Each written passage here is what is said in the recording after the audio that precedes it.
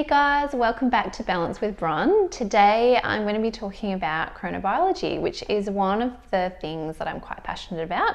It's a science that we as a whole don't really embrace or have much knowledge about, but it's actually a really potent tool that when you know about it, you can actually really tap into and really fully take advantage of all your strengths at the right time. So chronobiology simply means the biology of time.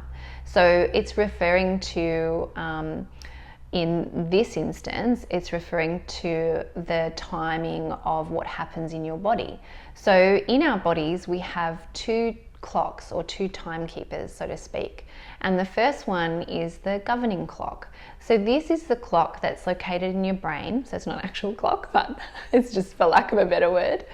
It's located in your brain, and that is what keeps you to a rough 24-hour cycle. So studies have been done that have shown that even when people have no idea when it's night or day, they have a really very close to 24-hour clock where they have roughly 12 hours of that more wakeful time, and then they have that 12 hours of the more rest and digest and sleeping time.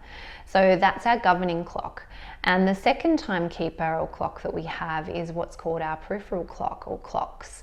And this is what's found in every single cell in our bodies. And this is what regulates what happens at specific organs and specific tissues. So when these clocks are working in harmony with one another, the body functions really well and is flourishing. But when these clocks are out of sync, disharmony occurs in the body and then leads to eventually disease if this is chronic or ongoing for a long time.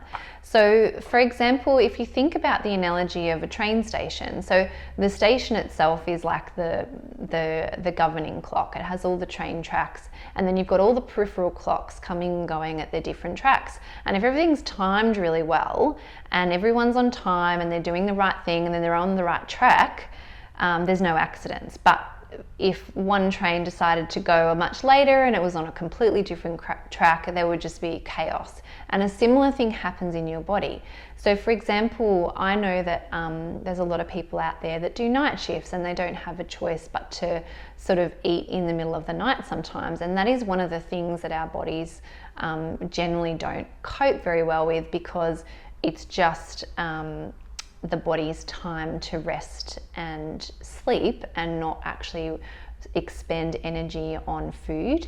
And there's so many other things that can happen that put us out of balance with this. So what chronobiology is really good at doing too is assessing how you sort of developed early on and what hormones drive you, and then actually what your tendencies are, whether your body needs to work out earlier in the day to thrive its best, or whether it needs to be later in the day, because that's naturally when your energy levels are at their highest. So chronobiology is just something that's really good to have an awareness around.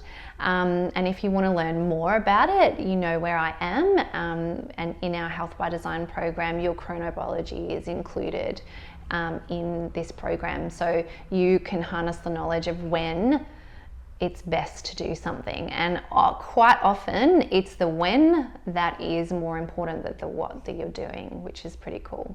Thanks so much for joining me. I will see you next time.